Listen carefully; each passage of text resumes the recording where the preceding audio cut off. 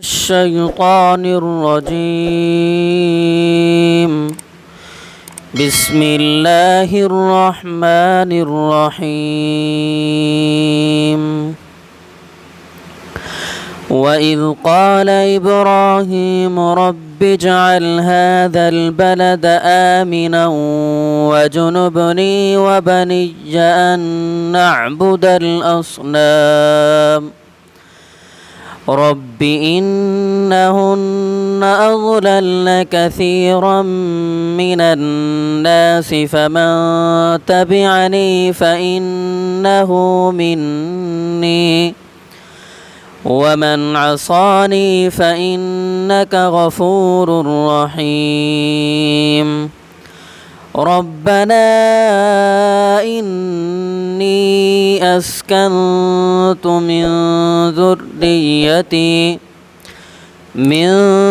ذريتي بباد غير ذي زرع عند بيتك المحرم ربنا ليقيموا الصلاة فاجعل أفئدة من الناس تهوي إليهم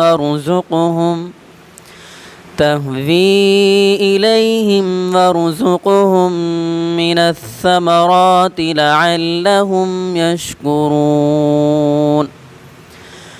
ربنا إنك تعلم ما نخفي وما نعلن وما يخفى على الله من شيء في الأرض ولا في السماء.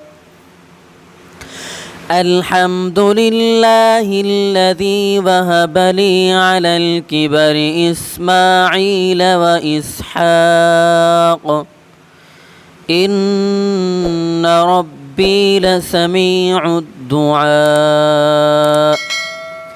رب اجعلني مقيم الصلاة ومن ذريتي ربنا وتقبل دعاء.